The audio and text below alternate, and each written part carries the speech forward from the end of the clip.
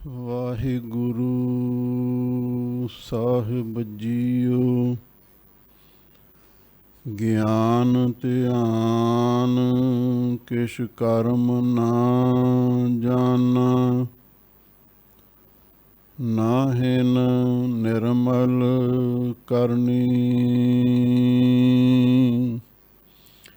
ਸਾਧ ਸੰਗਤ ਕੈ ਅੰਚਲ ਲਾਵਹੁ, ਬਿਖਮ ਨਦੀ ਜਾਏ ਤਰਨੀ। ਜਿਉਂ ਬੁਲਾਵਹਿ ਤਿਉਂ ਬੋਲਹਿ ਸੁਆਮੀ, ਕੁਦਰਤ ਕਾਵਣ ਹਮਾਰੀ। ਸਾਧ ਸੰਗ ਨਾਨਕ ਜਸ ਗਾਇਓ, ਜੋ ਪ੍ਰਭ ਕੀ ਆਤ ਪਿਆਰੀ। ਸਾਧ ਸੰਗ ਨਾਨਕ ਜਸ ਗਾਇਓ, ਜੋ ਪ੍ਰਭ ਕੀ ਆਤ ਪਿਆਰੀ। ਸਤਨਾਮ ਸ੍ਰੀ ਵਾਹਿਗੁਰੂ ਸਾਹਿਬ ਜੀਓ। ਕਬੀਰ ਥੂਨੀ ਪਾਈ ਥਿਤ ਪਈ, ਸਤਿਗੁਰ ਬੰਦੀ ਧੀਰ। ਕਬੀਰ ਹੀਰਾ ਬਨ ਜਿਆ, ਮਾਨ ਸਰੋਵਰ ਤੀਰ। ਕਬੀਰ ਹਰ ਹੀਰਾ ਜਨ ਜੌਹਰੀ, ਲੇਕੈ ਮਾਂਡੈ ਹਾਟ। ਜਬ ਹੀ ਪਾਈਐ ਪਾਰਖੂ, ਤਬ ਹੀਰਨ ਕੀ ਸਾਟ। ਕਬੀਰ ਥੂਨੀ ਪਾਈ ਥਿਤ ਪਈ, ਸਤਿਗੁਰ ਬੰਦੀ ਧੀਰ। ਵਾਹਿਗੁਰੂ ਜੀ ਕਾ ਖਾਲਸਾ, ਵਾਹਿਗੁਰੂ ਜੀ ਕੀ ਫਤਿਹ। ਪਰਮ ਸਨਮਾਨਯੋਗ ਗੁਰੂ ਖਾਲਸਾ ਸਤ ਸੰਗਤ ਜੀਓ। ਸਤਿਗੁਰੂ ਨੇ ਅਪਾਰ ਰਹਿਮਤ ਕੀਤੀ। ਆਪ ਸੰਗਤਾਂ ਸਭ ਤੇ ਊਤਮ ਹਰ ਕੀ ਕਥਾ, ਪਾਵਨ ਅੰਮ੍ਰਿਤ ਰੂਪ ਬਾਣੀ ਦੀ ਕਥਾ ਵਿਚਾਰ ਸਰਵਣ ਕਰ ਰਹੇ ਹੋ। ਸ਼੍ਰੋਮਣੀ ਭਗਤ ਕਬੀਰ ਜੀ ਦੇ ਸ਼ਲੋਕਾਂ ਦੀ ਕਥਾ ਪ੍ਰਾਰੰਭ ਹੈ। 160 ਸ਼ਲੋਕਾਂ ਦੀ ਕਥਾ ਆਪ ਸੰਗਤਾਂ ਸਰਵਣ ਕਰ ਚੁੱਕੇ ਹੋ। ਅਗਲੇ ਸ਼ਲੋਕਾਂ ਦੀ ਵਿਚਾਰ ਆਰੰਭ ਹੋ ਰਹੀ ਹੈ। ਆਪ ਸੰਗਤਾਂ ਸ਼ਰਧਾ ਭਾਵਨਾ ਪਿਆਰ ਦੇ ਨਾਲ ਸਰਵਣ ਕਰੋ ਤੇ ਇੱਕ ਵਾਰ ਪਿਆਰ ਦੇ ਨਾਲ ਆਖੋ, ਸਤਨਾਮ ਸ੍ਰੀ ਵਾਹਿਗੁਰੂ ਸਾਹਿਬ ਜੀਓ। ਕਬੀਰ ਥੂਨੀ ਪਾਈ ਥਿਤ ਪਈ, ਸਤਿਗੁਰ ਬੰਦੀ ਧੀਰ। ਕਬੀਰ ਭਗਤ ਜੀ ਫਰਮਾਉਂਦੇ ਹਨ, ਅਸੀਂ ਸਤਸੰਗਤ ਵਿੱਚ ਚਲੇ ਗਏ। ਜਹ ਸਤਿਗੁਰੂ ਤਹ ਸਤਸੰਗਤ ਬਣਾਈ। ਸੰਗਤ ਗੁਰੂ ਦੀ ਸੋਹਬਤ ਮਾਨ ਸਰੋਵਰ ਹੈ। ਮਾਨ ਸਰੋਵਰ ਦੇ ਵਿੱਚ ਹੀਰੇ ਮੋਤੀ ਰਤਨ ਜਵਾਹਰਾਤ ਹੁੰਦੇ ਹਨ। ਗੁਰ ਸਾਗਰ ਰਤਨੀ ਭਰਪੂਰੇ, ਅੰਮ੍ਰਿਤ ਸੰਤ ਚੁਗੈ ਨਹੀਂ ਦੂਰੇ। ਅਸੀਂ ਗੁਰੂ ਦੀ ਸੰਗਤ ਵਿੱਚ ਆਏ, ਉੱਥੇ ਆ ਕੇ ਮਿਲਿਆ ਕੀ? ਕਬੀਰ ਭਗਤ ਜੀ ਫਰਮਾਉਂਦੇ ਹਨ, ਕਬੀਰ ਥੂਨੀ ਪਾਈ ਥਿਤ ਪਈ, ਸਤਿਗੁਰ ਬੰਦੀ ਧੀਰ। ਜਦੋਂ ਅਸੀਂ ਸਤਿਗੁਰੂ ਦੀ ਸ਼ਰਨ ਵਿੱਚ ਆਏ, ਸਤਿਗੁਰੂ ਨੇ ਧੀਰਜ ਬਣਾ ਦਿੱਤੀ। ਸਾਡੇ ਮਨ ਨੂੰ ਧੀਰਜ ਬਖਸ਼ਿਸ਼ ਕਰ ਦਿੱਤਾ, ਸਾਡਾ ਮਨ ਟਿਕਾਓ ਵਿੱਚ ਆ ਗਿਆ। ਕਿਵੇਂ ਆਇਆ? ਥੂਨੀ ਪਾਈ। ਸਾਨੂੰ ਗੁਰੂ ਮਹਾਰਾਜ ਤੋਂ ਥੰਮੀ ਪ੍ਰਾਪਤ ਹੋ ਗਈ। ਗੁਰੂ ਸ਼ਬਦ ਦੀ ਓਟ, ਨਾਮ ਦੀ ਟੇਕ, ਇਹ ਸਾਨੂੰ ਥੰਮੀ ਪ੍ਰਾਪਤ ਹੋ ਗਈ, ਜਿਸ ਦਾ ਸਦਕਾ ਥਿਤ ਪਈ ਹੁਣ ਸਾਡੇ ਮਨ ਦੀ ਵੀ ਇਕਾਗਰਤਾ ਹੋ ਗਈ ਹੈ। ਭਾਵ ਸਤਿਗੁਰੂ ਦੀ ਸ਼ਰਨ ਵਿੱਚ ਆ ਕੇ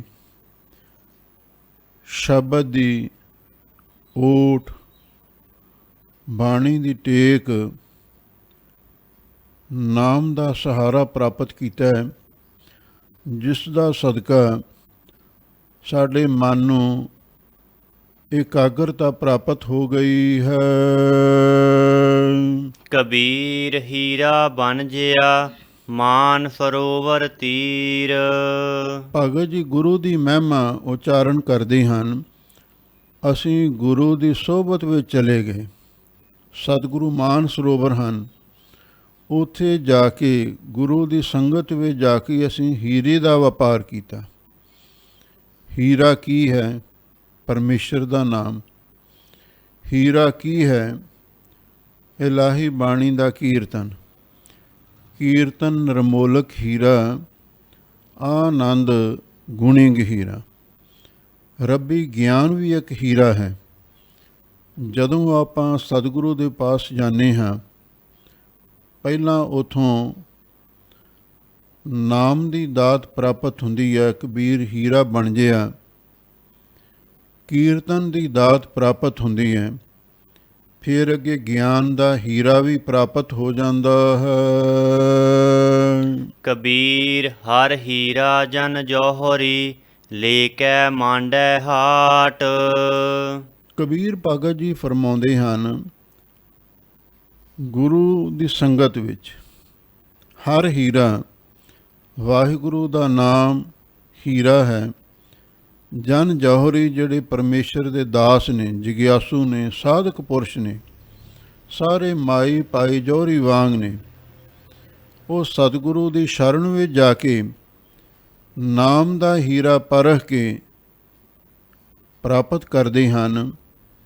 ਲੈ ਕੇ ਮਾਂਡੈ ਹਾਟ, ਉਸ ਨਾਮ ਦੇ ਹੀਰੇ ਨੂੰ ਲੈ ਕੇ, ਖਰੀਦ ਕੇ, ਮਾਂਡੈ ਹਾਟ ਆਪਣੀ ਹੱਟ ਵਿੱਚ ਸਜਾਉਂਦੇ ਹਨ। ਹੱਟ ਤੋਂ ਭਾਵ ਦੇਹ ਦਾ ਵੀ ਹੈ। ਸਰੀਰ ਰੂਪੀ ਹੱਟ ਵਿੱਚ ਵਾਹਿਗੁਰੂ ਦੇ ਨਾਮ ਦੇ ਹੀਰੇ ਨੂੰ ਮਾਂਡੈ ਦਾ ਅਰਥ ਹੁੰਦਾ ਸਜਾਉਣਾ। ਜਿਵੇਂ ਜਿਹੜੇ ਸਿਆਣੇ ਦੁਕਾਨਦਾਰ ਹੁੰਦੇ ਨੇ, ਉਹ ਆਪਣੀ ਦੁਕਾਨ ਦੇ ਵਿੱਚ ਸਮਾਨ ਨੂੰ ਬਹੁਤ ਚਿਣ ਕੇ, ਸਾਫ਼ ਕਰ ਕੇ ਸੋਹਣੇ ਤਰੀਕੇ ਦੇ ਨਾਲ ਟਿਕਾਉਂਦੇ ਨੇ। ਦੇਖਣ ਵਾਲਿਆਂ ਨੂੰ ਵੀ ਚੰਗਾ ਲੱਗਦਾ ਹੈ। ਹਾਜ਼ੂਰ ਕਹਿੰਦੇ ਨੇ, ਮੈਂ ਸਤ ਸੰਗਤ ਵਿੱਚ ਜਾ ਕੇ ਨਾਮ ਦਾ ਹੀਰਾ ਖਰੀਦਿਆ ਅਤੇ ਉਸ ਨੂੰ ਲੈ ਕੇ ਆਪਣੇ ਦੇਹ ਰੂਪੀ ਹੱਟ ਵਿੱਚ ਸਜਾ ਲਿਆ। ਅਥਵਾ ਹੱਟ ਦਾ ਅਰਥ ਬੁੱਧੀ ਵੀ ਕੀਤਾ। ਬੁੱਧੀ ਰੂਪੀ ਹੱਟ ਵਿੱਚ ਮੈਂ ਉਸ ਨੂੰ ਸਜਾ ਲਿਆ। ਤੀਜਾ ਹੱਟ ਦਾ ਅਰਥ ਹੈ ਜਿਹੜਾ ਸਾਡਾ ਹਿਰਦਾ ਹੈ।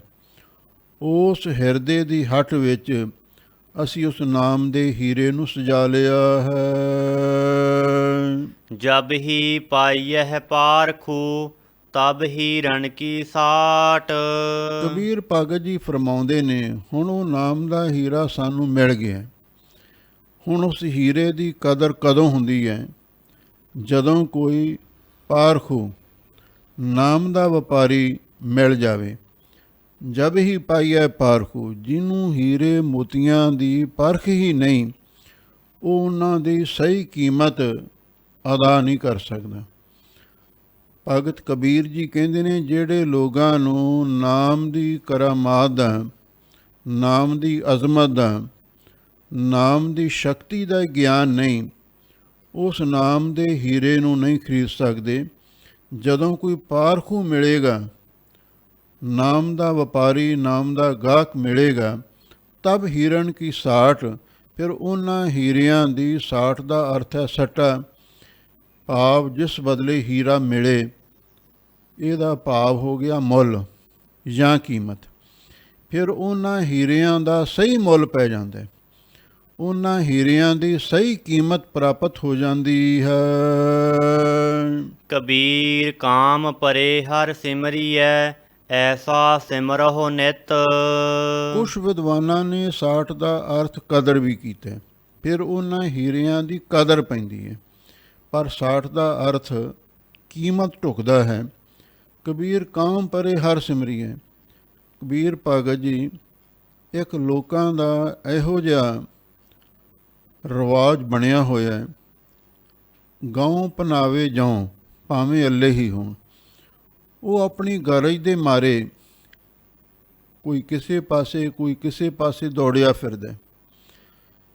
ਜਿਹੜੇ ਅਕਾਲ ਪੁਰਖ ਨੂੰ ਮੰਨਣ ਵਾਲੇ ਲੋਕ ਨੇ, ਗੁਰੂ ਨੂੰ ਪੂਜਣ ਵਾਲੇ ਗੁਰਸਿੱਖ ਮਾਈ ਭਾਈ ਨੇ, ਉਹ ਵੀ ਜਦੋਂ ਕਿਤੇ ਕੰਮ ਹੁੰਦਾ ਹੈ, ਲੋੜ ਹੁੰਦੀ ਹੈ, ਉਸ ਵੇਲੇ ਕੋਈ ਬਾਣੀ ਦੇ ਪਾਠ ਸ਼ੁਰੂ ਕਰ ਲੈਂਦਾ, ਕੋਈ ਸਹਿਜ ਪਾਠ, ਕੋਈ ਅਖੰਡ ਪਾਠ ਸ਼ੁਰੂ ਕਰ ਲੈਂਦਾ, ਅਤੇ ਕਈ ਮੂਲ ਮੰਤਰ ਦਾ, ਵਾਹਿਗੁਰੂ ਮੰਤਰ ਦਾ ਸਿਮਰਨ ਵੀ ਸ਼ੁਰੂ ਕਰ ਲੈਂਦੇ ਨੇ ਵੀ ਆਹ ਸਾਡਾ ਕੰਮ ਸਵਰ ਜਾਵੇ। ਕੇਵਲ ਉਹ ਕੰਮ ਤੱਕ ਹੀ ਸੀਮਤ ਰਹਿੰਦੇ ਨੇ।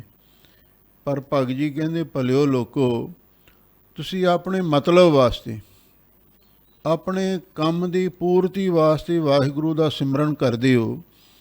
ਐਸਾ ਸਿਮਰਹੁ ਨਿਤ, ਜਦੋਂ ਤੁਹਾਡਾ ਮਤਲਬ ਪੂਰਾ ਹੋ ਗਿਆ, ਤੁਹਾਡਾ ਕੰਮ ਸਵਰ ਗਿਆ, ਫਿਰ ਸਭ ਕੁਝ ਹੀ ਛੱਡ ਦਿੰਦੇ ਹੋ, ਸਭ ਕੁਛ ਭੁੱਲ ਜਾਂਦਾ ਹੈ। ਨੈ ਨੰਗੀ ਖਵਾਜਾ ਵਿਸਰਿਆ, ਇਹ ਤੁਹਾਡੀ ਹਾਲਤ ਹੈ। ਤੁਸੀਂ ਕੰਮ ਵੇਲੇ ਰੱਬ ਨੂੰ ਯਾਦ ਕਰਦੇ ਹੋ, ਅਤੇ ਉਸ ਵਾਹਿਗੁਰੂ ਨੂੰ ਹਮੇਸ਼ਾ ਭਾਈ ਚੇਤੇ ਕਰਿਆ ਕਰੋ। ਅਮਰਾਪੁਰ ਵਾਸਾ ਕਰਹੁ, ਹਰ ਗਿਆ ਬਹੋਰੈ ਬਿਤ। ਫਿਰ ਇਹਦਾ ਫਲ ਕੀ ਹੋਵੇਗਾ ਹਮੇਸ਼ਾ ਸਿਮਰਨ ਕਰਨ ਦਾ? ਅਮਰਾਪੁਰ ਵਾਸਾ ਕਰੋ। ਅਮਰ ਦੇਵਤਿਆਂ ਨੂੰ ਕਹਿੰਦੇ ਨੇ, ਪੁਰ ਉਹਨਾਂ ਦਾ ਜਿਹੜਾ ਨਗਰ ਹੈ, ਦੇਵ ਲੋਕ, ਸਵਰਗ ਵਿੱਚ ਤੁਸੀਂ ਵਾਸਾ ਕਰੋਗੇ। ਅਥਵਾ ਅਮਰਾਪੁਰ ਦਾ ਅਰਥ ਹੈ ਜਿੱਥੇ ਜਾ ਕੇ ਮੌਤ ਨਹੀਂ ਵਿਆਪ ਸਕਦੀ, ਬੈਕੁੰਠ ਘਰ ਦੇ ਵਿੱਚ ਤੁਸੀਂ ਨਿਵਾਸ ਹਾਸਲ ਕਰੋਗੇ। ਤੀਜਾ ਅਰਥ ਅਮਰਾਪੁਰ ਸੱਚਖੰਡ, ਗੁਰਮਤਿ ਅਨੁਸਾਰ ਸੱਚਖੰਡ ਵਸੈ ਨਿਰੰਕਾਰ। ਤੁਸੀਂ ਰੱਬ ਦੇ ਘਰ ਸੱਚਖੰਡ ਦੇ ਵਿੱਚ ਵਾਸਾ ਕਰ ਲਵੋਗੇ। ਹਰ ਗਿਆ ਬਹੋਰਾ ਬਿਤ, ਅਤੇ ਵਾਹਿਗੁਰੂ ਤੁਹਾਡਾ ਗੁਆਚਿਆ ਹੋਇਆ ਬਿਤ ਧਨ ਉਹ ਵੀ ਵਾਪਸ ਕਰ ਦੇਵੇਗਾ। ਇਹਦਾ ਮਤਲਬ ਇਹ ਹੈ, ਜੋ ਤੁਹਾਡਾ ਜੀਵਨ ਪਿਛਲਾ ਅਜਾਈਂ ਬੀਤਿਆ ਹੈ, ਜਦੋਂ ਤੁਸੀਂ ਵਾਹਿਗੁਰੂ ਦੇ ਸਿਮਰਨ ਦੇ ਵਿੱਚ ਲੱਗੇ, ਉਹ ਪਿਛਲਾ ਜੀਵਨ ਵੀ ਵਿਅਰਥ ਬੀਤਿਆ ਹੋਇਆ ਉਹ ਵੀ ਸਫਲ ਹੋ ਜਾਵੇਗਾ। ਕਬੀਰ ਸੇਵਾ ਕੋ ਦੋਏ ਭਲੇ, ਏਕ ਸੰਤ ਇੱਕ ਰਾਮ। ਲੋਕ ਕਬੀਰ ਭਗਤ ਜੀ ਸੰਸਾਰੀ ਲੋਕਾਂ ਨੂੰ ਸਮਝਾਉਂਦੇ ਨੇ, ਭਾਈ ਤੁਸੀਂ ਜੇ ਸੇਵਾ ਕਰਨੀ ਹੈ, ਟਹਿਲ ਕਰਨੀ ਹੈ, ਫਿਰ ਦੋ ਹੀ ਚੰਗੇ ਨੇ। ਉਹ ਦੋ ਕੌਣ ਨੇ? ਏਕ ਸੰਤ ਇੱਕ ਰਾਮ। ਇੱਕ ਤਾਂ ਸੰਤ ਨੇ ਜਿਨ੍ਹਾਂ ਸਾਸ ਗਰਾਸ ਨਾ ਵਿਸਰੈ, ਹਰ ਨਾਮਾ ਮਨ ਮੰਤ, ਧਨ ਸੇ ਸਈ ਨਾਨਕਾ ਪੂਰਨ ਸੋਈ ਸੰਤ। ਦੂਜਾ ਹੈ ਰਾਮ, ਰਮਿਆ ਹੋਇਆ ਵਾਹਿਗੁਰੂ ਪਰਮੇਸ਼ਰ। ਇਹ ਦੋ ਹੀ ਸੇਵਾ ਲਈ ਸ੍ਰੇਸ਼ਟ ਨੇ, ਦੋ ਹੀ ਸੇਵਾ ਲਈ ਚੰਗੇ ਨੇ। ਜਾਂ ਤਾਂ ਪਰਮੇਸ਼ਰ ਦੀ ਸੇਵਾ ਕਰੋ, ਉਹਦੀ ਸੇਵਾ ਕੀ ਕਰਨੀ ਹੈ? ਧੁਰ ਕੀ ਸੇਵਾ ਰਾਮ ਰਵੀਜੈ। ਅਥਵਾ ਨਾਮ ਜਪਣਾ, ਸਿਮਰਨ ਕਰਨਾ, ਇਹ ਵਾਹਿਗੁਰੂ ਦੀ ਸੇਵਾ ਹੈ। ਅਤੇ ਜਾਂ ਫਿਰ ਭਾਈ ਸੰਤਾਂ ਦੀ ਸੇਵਾ ਕਰਨੀ ਚਾਹੀਦੀ ਹੈ। ਰਾਮ ਜੋ ਦਾਤਾ ਮੁਕਤ ਕੋ, ਸੰਤ ਜਪਾਵੈ ਨਾਮ। ਲੋ ਕਿਸੇ ਪ੍ਰੇਮੀ ਨੇ ਕਿਹਾ, ਮਹਾਰਾਜ ਚਲੋ ਰੱਬ ਦੀ ਭਗਤੀ ਤਾਂ ਕਰਨੀ ਚਾਹੀਦੀ ਹੈ, ਪੂਜਾ ਅਕਾਲ ਦੀ, ਪਰਚਾ ਸ਼ਬਦ ਦਾ, ਦੀਦਾਰ ਖਾਲਸੇ ਦਾ। ਇਹ ਕਲਗੀਧਰ ਪਾਤਸ਼ਾਹ ਦਾ ਹੁਕਮ ਵੀ ਹੈ, ਪੂਜਾ ਅਕਾਲ ਦੀ ਕਰੋ। ਇਹ ਤਾਂ ਗੱਲ ਸਮਝ ਵਿੱਚ ਆਉਂਦੀ ਹੈ, ਪਰ ਸੰਤਾਂ ਦੀ ਸੇਵਾ ਦਾ ਕੀ ਫਾਇਦਾ ਹੈ, ਕੀ ਫਲ ਹੈ? ਤਾਂ ਭਗਤ ਜੀ ਕਹਿੰਦੇ ਨੇ, ਰਾਮ ਜੋ ਦਾਤਾ ਮੁਕਤ ਕੋ, ਉਹ ਪਰਮੇਸ਼ਰ ਪਾਈ ਮੁਕਤੀ ਦਾ ਦਾਤਾ ਹੈ। ਉਹ ਤੁਹਾਨੂੰ ਮੋਹ ਮਾਇਆ ਦੇ ਵਿਕਾਰਾਂ ਦੇ ਬੰਧਨਾਂ ਤੋਂ ਆਜ਼ਾਦ ਕਰ ਦੇਵੇਗਾ ਤੇ ਜਮਾਂ ਦੀ ਕੈਦ ਤੋਂ ਵੀ ਬਚਾ ਲਵੇਗਾ। ਸੰਤ ਜਪਾਵੈ ਨਾਮ, ਸੰਤਾਂ ਦੀ ਸੇਵਾ ਇਸ ਲਈ ਕਰਨੀ ਹੈ ਵੀ ਉਹ ਵਾਹਿਗੁਰੂ ਦਾ ਨਾਮ ਜਪਾਉਂਦੇ ਨੇ। ਗੁਰੂ ਰਾਮਦਾਸ ਮਹਾਰਾਜ ਸੱਚੇ ਪਾਤਸ਼ਾਹ ਨੇ ਜਿਹੜੇ ਗੁਰਸਿੱਖ ਗੁਰੂ ਦਰਸਾਏ ਮਾਰਗ 'ਤੇ ਚੱਲਦੇ ਨੇ, ਗੁਰ ਸਤਿਗੁਰ ਕਾ ਜੋ ਸਿੱਖ ਅਖਾਏ ਸੋ ਪਲਕੀ ਉਠ ਹਰ ਨਾਮ ਤੇ ਆਵੈ, ਇਸੇ ਹੀ ਸ਼ਲੋਕ ਦੀ ਆਖਰੀ ਪੰਕਤੀ ਵਿੱਚ ਉਹਨਾਂ ਦਾ ਜੋ ਆਦਰਸ਼ ਹੈ ਉਹਦੇ ਬਾਰੇ ਜ਼ਿਕਰ ਕੀਤਾ ਹੈ। ਜਨ ਨਾਨਕ ਧੂੜ ਮੰਗੈ ਤਿਸ ਗੁਰ ਸਿੱਖ ਕੀ, ਜੋ ਆਪ ਜਪੈ ਅਵਰਹ ਨਾਮ ਜਪਾਵੇ। ਜਿਹੜੇ ਮਹਾਂਪੁਰਖ ਆਪ ਨਾਮ ਜਪਦੇ ਨੇ ਦੂਜਿਆਂ ਨੂੰ ਵੀ ਜਪਾਉਂਦੇ ਨੇ, ਅਤੇ ਇਸ ਲਈ ਉਹਨਾਂ ਦੀ ਸੰਗਤ ਕਰੋ, ਉਹਨਾਂ ਦੀ ਸੇਵਾ ਕਰੋ। ਕਿਉਂ? ਉਹਨਾਂ ਦੁਆਰਾ ਤੁਹਾਨੂੰ ਨਾਮ ਦੀ ਲਾਗ ਲੱਗਦੀ ਹੈ। ਕਬੀਰ ਜਿਹੇ ਮਾਰਗ ਪੰਡਤ ਗਏ, ਪਾਛੈ ਪਰੀ ਬਹੀਰ। ਕਬੀਰ ਭਗਤ ਜੀ ਕਹਿੰਦੇ ਨੇ ਵੀ ਜਿਹੜਾ ਮਹਾਂਪੁਰਖਾਂ ਦਾ ਰਸਤਾ ਵਿਖੜਾ ਹੈ, ਭਗਤਾਂ ਕੀ ਚਾਲ ਨਿਰਾਲੀ, ਚਾਲਾ ਨਿਰਾਲੀ ਭਗਤਾਂ ਕੀਰੀ, ਵੇਖਮ ਮਾਰਗ ਚੱਲਣਾ, ਲੱਭ ਲੋਭ ਹੰਕਾਰ ਤਜ ਤ੍ਰਿਸ਼ਨਾ, ਬਹੁਤ ਨਾਹੀਂ ਬੋਲਣਾ, ਖੰਨੇ ਹੋ ਤਿੱਖੀ ਵਾਲੋਂ ਨਿਕੀਤ ਮਾਰਗ ਜਾਣਾ। ਇਹ ਖੰਡੇ ਦੀ ਤਾਰ ਤੇ ਵਾਲ ਨਾਲੋਂ ਵੀ ਬਾਰੀਕ ਹੈ। ਲੋਕੀ ਸੌਖਾ ਰਸਤਾ ਭਾਲਦੇ ਨੇ। ਫਿਰ ਜਿਹੜੇ ਦੁਨੀਆ ਦੇ ਪੰਡਤ ਲੋਕ ਹੋਏ ਨੇ, ਜਿਹੜੇ ਵੇਦਾਂ ਦੇ ਗਿਆਤੇ, ਧਰਮ ਗ੍ਰੰਥਾਂ ਦੇ ਗਿਆਤੇ, ਉਹਨਾਂ ਨੇ ਸੋਚਿਆ ਵੀ ਇਹ ਲੋਕ ਰੱਬ ਦੀ ਭਗਤੀ ਤਾਂ ਕਰਨ ਜੋਗੇ ਨਹੀਂ, ਅਤੇ ਇਹਨਾਂ ਨੂੰ ਮੂਰਤੀ ਪੂਜਾ ਵਿੱਚ ਲਾ ਦਿਓ, ਇਹਨਾਂ ਨੂੰ ਕਰਮ ਕਾਂਡ ਦੇ ਵਿੱਚ ਫਸਾ ਦਿਓ। ਇਹ ਹੈ ਪੰਡਤਾਂ ਦਾ ਮਾਰਗ। ਕਬੀਰ ਭਗਤ ਜੀ ਕਹਿੰਦੇ ਨੇ ਜੇ ਮਾਰਗ ਪੰਡਤ ਗਏ, ਜਿਹੜੇ ਰਸਤੇ ਉੱਤੇ ਉਹ ਪੰਡਤ ਲੋਕ ਗਏ ਨੇ, ਮੂਰਤੀ ਪੂਜਾ ਕਰਮ ਕਾਂਡ ਦੇ ਰਸਤੇ ਉਹ ਗਏ ਨੇ, ਪਾਛੈ ਪਰੀ ਬਹੀਰ, ਅਤੇ ਉਹਨਾਂ ਨੇ ਗ੍ਰੰਥਾਂ ਵਿੱਚ ਇਹੋ ਜਿਹੇ ਸ਼ਲੋਕ ਲਿਖ ਦਿੱਤੇ, 80,000 ਸ਼ੁਰਤੀਆਂ ਵੇਦੀਆਂ ਕਰਮ ਕਾਂਡ ਦਾ ਜ਼ਿਕਰ ਕਰਦੀਆਂ ਨੇ। ਅਤੇ ਕੁੱਲ ਜਿਹੜੀ ਬਹੀਰ ਹੈ, ਲੋਕਾਂ ਦਾ ਇਕੱਠ ਕਾਫਲਾ ਉਹਨਾਂ ਦੇ ਪਿੱਛੇ ਤੁਰ ਪਿਆ। ਜਿੱਧਰ ਨੂੰ ਪੰਡਤ ਤੁਰੇ, ਉਹਨਾਂ ਦੇ ਪਿੱਛੇ ਸਾਰਾ ਬਹੀਰ ਲੋਕਾਂ ਦਾ ਤੁਰ ਪਿਆ। ਇੱਕ ਅਵ ਘਟ ਘਾਟੀ RAM ਕੀ, ਤਿਹ ਚੜ ਰਹਿਓ ਕਬੀਰ। ਕਬੀਰ ਭਗਤ ਜੀ ਕਹਿੰਦੇ ਮੈਂ ਤੇ ਇੱਕ ਬੜੀ ਵਿਖੜੀ ਘਾਟੀ ਸੀ, ਉਹ ਸੀ ਭਗਤੀ ਦੀ, ਸਿਮਰਨ ਦੀ। ਏਕ ਚਿਤ ਜੇ ਇੱਕ ਛਿਨ ਧਿਆਇਓ, ਕਾਲ ਫਾਸ ਕੇ ਬੀਚ ਨਾ ਆਇਓ। ਅਤੇ ਮੈਂ ਤੇ ਉਸ ਵਿਖੜੀ ਘਾਟੀ ਦੇ ਉੱਤੇ ਜਾ ਕੇ ਚੜ੍ਹ ਕੇ ਬੈਠ ਗਿਆ। ਭਾਵ ਮੈਂ ਉਹਨਾਂ ਪੰਡਤਾਂ ਦਾ ਰਸਤਾ, ਮੂਰਤੀ ਪੂਜਾ, ਤੀਰਥ ਯਾਤਰਾ, ਪੁੰਨ ਦਾਨ, ਇਹ ਜਿਹੜੇ ਕਰਮ ਸਨ, ਮੈਂ ਇਹਨਾਂ ਨੂੰ ਛੱਡ ਕੇ ਵਾਹਿਗੁਰੂ ਦੀ ਭਗਤੀ ਵਿੱਚ ਲੱਗ ਗਿਆ। ਬਸ ਇਹਦੇ ਨਾਲ ਹੀ ਮੇਰੇ ਮਨ ਨੂੰ ਸ਼ਾਂਤੀ ਮਿਲ ਗਈ। ਕਬੀਰ ਦੁਨੀਆ ਕੇ ਦੋਖੇ ਮੂਆ, ਚਾਲਤ ਕੁਲ ਕੀ ਕਾਨ।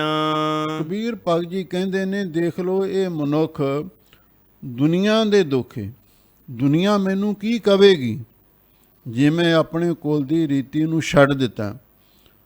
ਹੁਣ ਕਈਆਂ ਦੇ ਰਿਵਾਜ ਨੇ, ਘਰਾਂ ਦੇ ਵਿੱਚ ਜਾਂ ਖੇਤਾਂ ਵਿੱਚ ਮਟੀਆਂ ਬਣਾਈਆਂ ਹੁੰਦੀਆਂ, ਜਦੋਂ ਕੋਈ ਮੁੰਡੇ ਦਾ ਵਿਆਹ ਹੁੰਦਾ ਹੈ, ਕਹਿੰਦੇ ਹੁਣ ਉੱਥੇ ਮੱਥਾ ਟਿਕਾਉਣ ਵਾਸਤੇ ਲੈ ਕੇ ਜਾਣਾ।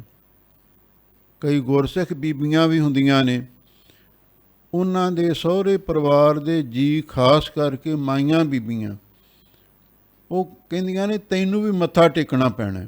ਧੱਕੇ ਦੇ ਨਾਲ ਹੀ ਉੱਥੇ ਲੈ ਕੇ ਜਾਂਦੀਆਂ ਨੇ। ਜਿਹੜੀਆਂ ਗੁਰਸਿੱਖ ਬੀਬੀਆਂ ਨਹੀਂ ਮੰਨਦੀਆਂ, ਫਿਰ ਉਹਨਾਂ ਦੇ ਨਾਲ ਝਗੜਾ ਹੁੰਦਾ ਹੈ, ਕਲੇਸ਼ ਪੈਦਾ ਹੋ ਜਾਂਦਾ। ਕਿੰਨੀ ਇਹ ਅਗਿਆਨਤਾ ਹੈ, ਹੈ। ਪਰ ਭਗਤ ਜੀ ਕਹਿੰਦੇ ਨੇ ਕਬੀਰ ਦੁਨੀਆ ਕੇ ਦੋਖੇ ਮੂਆ, ਬਸ ਇਸੇ ਹੀ ਲੋਕ ਲੱਜਿਆ ਦੇ ਵਿੱਚ ਤੂੰ ਮਰ ਚੁੱਕਿਆ ਹੈ। ਚਾਲਤ ਕੁਲ ਕੀ ਕਾਨ, ਜਿਹੜੀ ਤੇਰੀ ਕੁਲ ਖਾਨਦਾਨ ਦੀ ਰੀਤੀ ਹੈ, ਰਸਮ ਰਿਵਾਜ ਨੇ, ਉਹਨਾਂ ਦੇ ਅਨੁਸਾਰ ਹੀ ਤੂੰ ਚੱਲ ਰਿਹਾ। ਸਭ ਕੁਲ ਕਿਸ ਕਾ ਲਾਜ ਸੀ, ਜਬਲੇ ਧਰਹਿ ਮਸਾਨ। ਜਦੀ ਹੈ ਤੇ ਸਹੁਰੇ ਘਰ ਵਾਲੇ ਜੇ ਕਿਸੇ ਸੰਤ ਬਾਬੇ ਨੂੰ ਮੰਨਦੇ ਨੇ ਜਾਂ ਕਿਸੇ ਖਾਸ ਮੜੀ ਮਸਾਣੇ ਨੂੰ ਮੰਨਦੇ, ਭਗਤ ਕਬੀਰ ਜੀ ਕਹਿੰਦੇ ਨੇ ਵੀ ਜਦੋਂ ਤੈਨੂੰ ਮਸਾਣਾਂ ਦੇ ਵਿੱਚ ਲਿਜਾ ਕੇ ਰੱਖ ਦਿੱਤਾ, ਭਾਵ ਜਦੋਂ ਆਦਮੀ ਚੜ੍ਹਾਈ ਕਰਦਾ ਸਾਰਿਆਂ ਨੂੰ ਸਵੇਆਂ ਵਿੱਚ ਹੀ ਲਿਜਾ ਕੇ ਸੰਸਕਾਰਿਆ ਜਾਂਦਾ ਹੈ, ਤਬ ਕੋਲ ਕਿਸ ਕਾ ਇਲਾਜ ਸੀ। ਉਸ ਵੇਲੇ ਕਿਹਦੀ ਕੋਲ ਕਿਹਦਾ ਖਾਨਦਾਨ ਸ਼ਰਮਸਾਰ ਹੋਵੇਗਾ। ਰਸਮੋ ਰਿਵਾਜ ਨੇ ਇਹ ਸਾਰੇ ਝੂਠੇ ਨੇ, ਫੋਕਟ ਹਨ। ਇਹਨਾਂ 'ਤੇ ਚੱਲ ਕੇ ਸਾਨੂੰ ਪਰਮਾਰਥ ਸਿੱਧ ਨਹੀਂ ਹੋ ਸਕਦਾ। ਇਹਨਾਂ ਦਾ ਖਹਿੜਾ ਛੱਡਣਾ ਪੈਂਦਾ। ਮੜੀਆਂ ਮਸਾਣੀਆਂ ਪਿਛਲੇ ਜਿਹੜੇ ਕੋਈ ਮਾਨ ਮਨੌਤ ਦੇ ਚੱਕਰ ਨੇ ਉਹਦੇ ਲੜ ਲੱਗਣਾ ਚਾਹੀਦਾ ਤੇ ਫਿਰ ਹੀ ਜੀਵਨ ਦੀ ਸਫਲਤਾ ਹੁੰਦੀ ਹੈ। ਕਬੀਰ ਡੂਬੈ ਗੋਰੇ ਬਾਪੁਰੇ ਬਹੁ ਲੋਗਨ। ਸਾਰੀ ਆਦਮੀ ਨੂੰ ਜਦੋਂ ਕਹੀਏ ਭਾਈ ਤੂੰ ਹੁਣ ਆਪਣੇ ਖਾਨਦਾਨ ਦੀ ਕੁਲ ਦੀ ਲੱਜਿਆਂ ਨੂੰ ਛੱਡ ਕੇ ਗੁਰੂ ਵਾਲਾ ਬਣ, ਖੰਡੇ ਬਾਟੇ ਦਾ ਅੰਮ੍ਰਿਤ ਛਕ।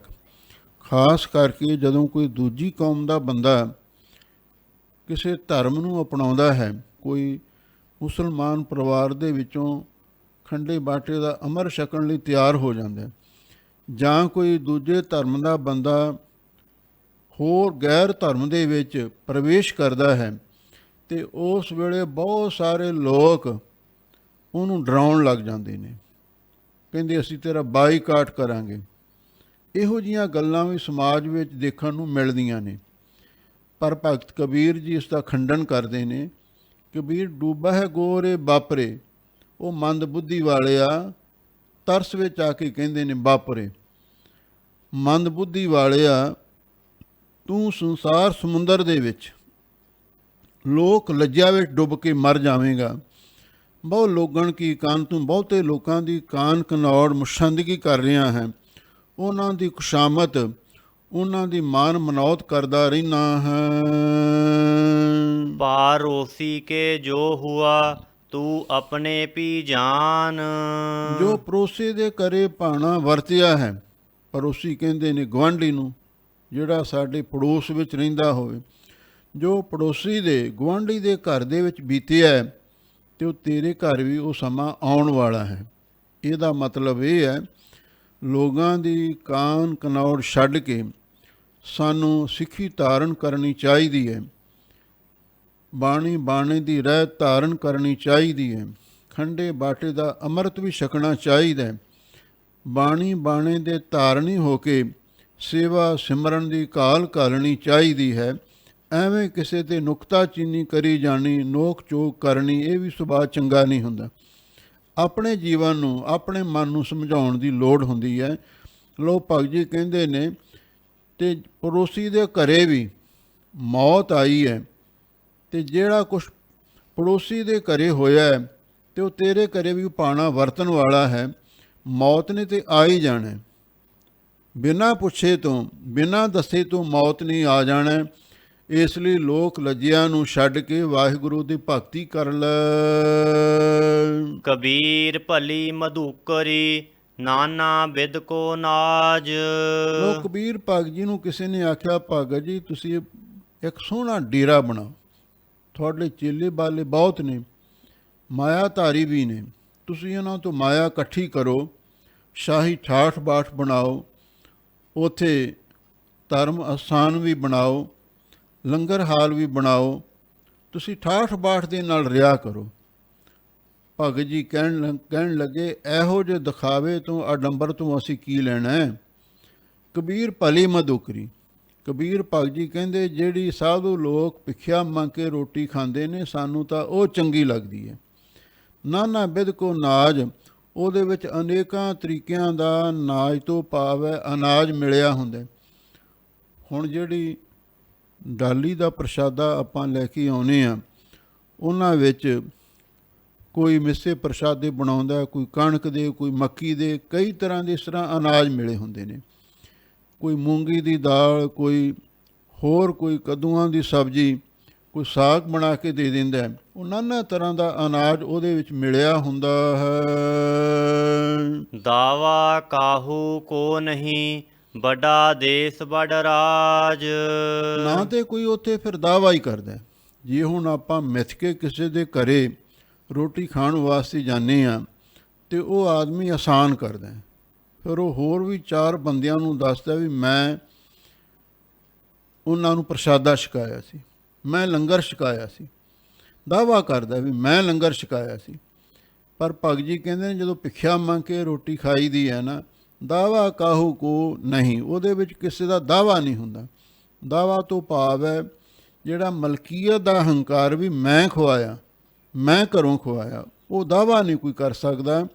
ਬੜਾ ਦੇਸ਼ ਬੜ ਰਾਜ, ਅਤੇ ਭਾਈ ਜਿਹੜੇ ਸਾਧੂ ਸੰਤਾਂ ਦਾ ਦੇਸ਼ ਵੀ ਵੱਡਾ ਹੈ ਅਤੇ ਉਹਨਾਂ ਦਾ ਰਾਜ ਵੀ ਵੱਡਾ ਹੈ।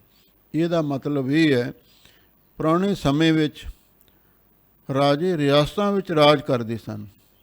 ਦੂਜੇ ਰਾਜੇ ਦੀ ਰਿਆਸਤ ਵਿੱਚ ਉਹ ਪੈਰ ਨਹੀਂ ਸੀ ਪਾ ਸਕਦੇ, ਉਹਨਾਂ ਦੀ ਕੋਈ ਗੱਲ ਨਹੀਂ ਸੀ ਸੁਣਦਾ। ਦੂਜੇ ਪਾਸੇ ਜਿਹੜੇ ਸਾਧੂ ਮਹਾਤਮਾ ਲੋਕ ਹੁੰਦੇ ਨੇ, ਰਾਜਾ ਸਗਲੀ ਸ੍ਰਿਸ਼ਟ ਕਾ ਹਰ ਨਾਮ ਮਨ ਭਿੰਨਾ, ਉਹ ਕਿਸੇ ਦੇਸ਼ ਵਿੱਚ ਚਾਹੇ ਪ੍ਰਦੇਸ਼ ਵਿੱਚ ਚਾਹੇ ਵਿਦੇਸ਼ ਵਿੱਚ ਵੀ ਚਲੇ ਜਾਣ, ਉਹਨਾਂ ਦਾ ਵੱਡਾ ਦੇਸ਼ ਹੈ। ਸਗਲੀ ਧਰਤੀ ਸਾਧ ਕੀ, ਸਾਰੀ ਧਰਤੀ ਉਹਨਾਂ ਦੀ ਹੈ। ਜਿੱਥੇ ਮਰਜ਼ੀ ਜਾਣ ਅਤੇ ਉਹਨਾਂ ਦੇ ਸਿੱਖ ਸੇਵਕ ਬਣ ਹੀ ਜਾਂਦੇ ਨੇ, ਉਹਨਾਂ ਦੀ ਸੇਵਾ ਕਰਦੇ ਨੇ, ਉਹਨਾਂ ਨੂੰ ਲੰਗਰ ਪਾਣੀ ਵੀ ਛਕਾਉਂਦੇ ਨੇ। ਇਉਂ ਭਾਈ ਮਹਾਂਪੁਰਖਾਂ ਦਾ ਦੇਸ਼ ਅਤੇ ਉਹਨਾਂ ਦਾ ਰਾਜ ਬਹੁਤ ਵੱਡਾ ਹੁੰਦਾ ਹੈ। ਕਬੀਰ ਦਾਵੈ ਦਾਜਨ ਹੋਤ ਹੈ, ਨਿਰਦਾਵੈ ਰਹਿ ਨਿਸੰਕ। ਲੋ ਕਬੀਰ ਭਗਤ ਜੀ ਕਹਿੰਦੇ ਨੇ ਜਿਹੜੇ 2 ਦਾਵੈ ਦਾ ਅਰਥ ਹੈ ਆਪਣੀ ਜ਼ਮੀਨ ਜਾਇਦਾਦ ਦਾ ਘੁਮੰਡ ਕਰਦੇ ਨੇ, ਮਲਕੀਅਤ ਦਾ ਹੰਕਾਰ ਕਰਦੇ ਨੇ। ਦਾਜਨ ਹੋਤ ਹੈ, ਉਹ ਹਉਮੈ ਹੰਕਾਰ ਦੀ ਅੱਗ ਵਿੱਚ ਹੀ ਸੜਦੇ ਰਹਿੰਦੇ ਨੇ।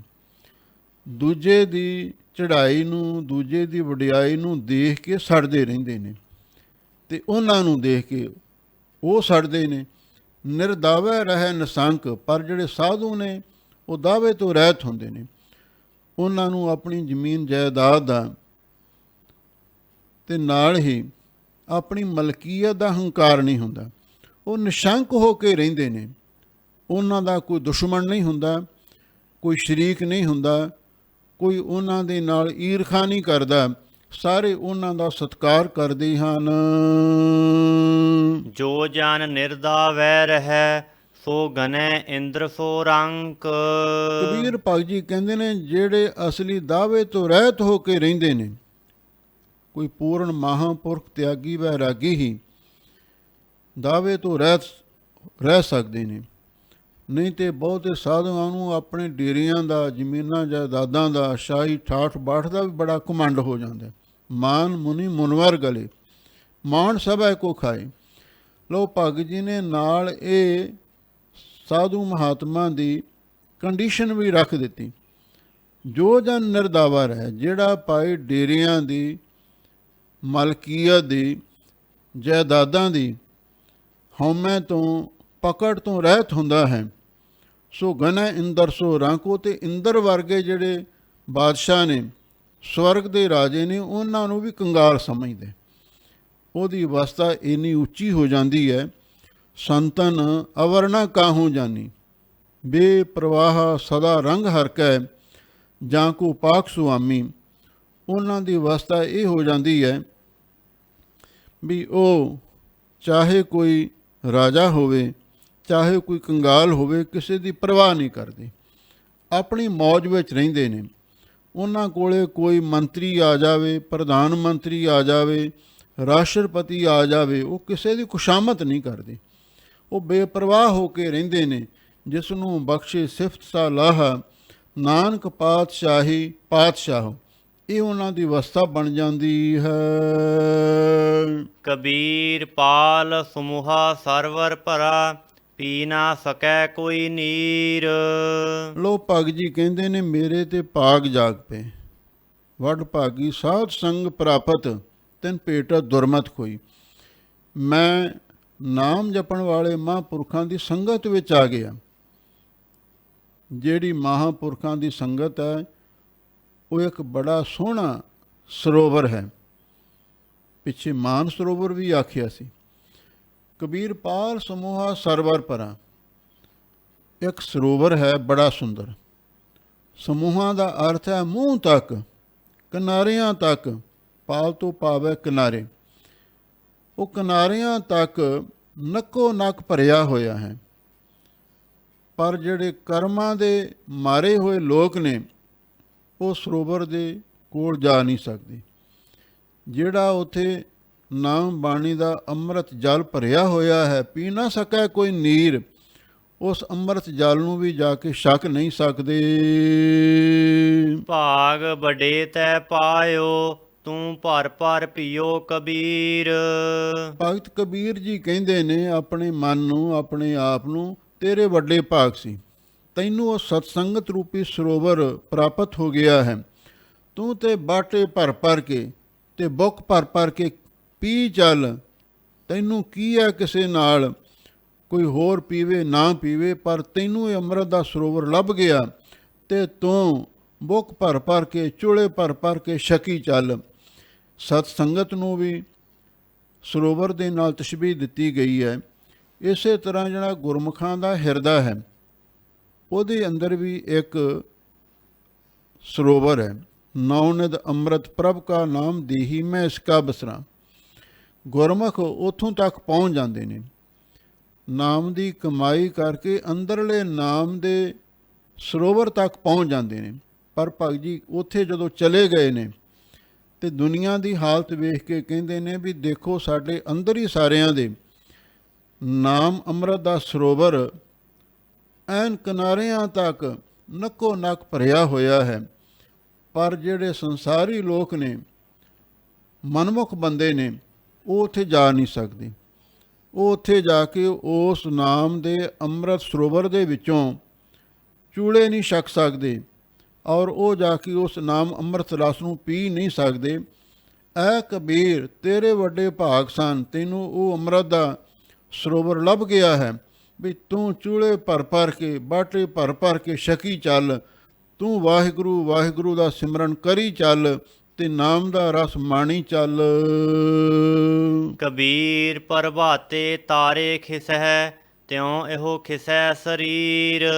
ਲੋਕ ਕਬੀਰ ਭਗਤ ਜੀ ਕਹਿੰਦੇ ਤੁਸੀਂ ਆਪਣੇ ਸਰੀਰ ਦਾ ਹੰਕਾਰ ਨਾ ਕਰੋ। ਕਿਉਂ? ਇਹ ਤੇ ਨਾਸਵੰਤ ਹੈ। ਦ੍ਰਿਸ਼ਟਾਂਤ ਦਿੰਦੇ ਨੇ ਕਬੀਰ ਪ੍ਰਭਾਤੇ ਤਾਰੇ ਖਿਸੈ। ਆਪਾਂ ਜਦੋਂ ਰਾਤ ਨੂੰ ਆਕਾਸ਼ ਵੱਲ ਨਜ਼ਰ ਮਾਰਦੇ ਹਾਂ, ਬਹੁਤ ਸਾਰੇ ਗ੍ਰਹਿ, ਤਾਰੇ, ਸਿਆਰੇ ਨਜ਼ਰ ਆਉਂਦੇ ਨੇ।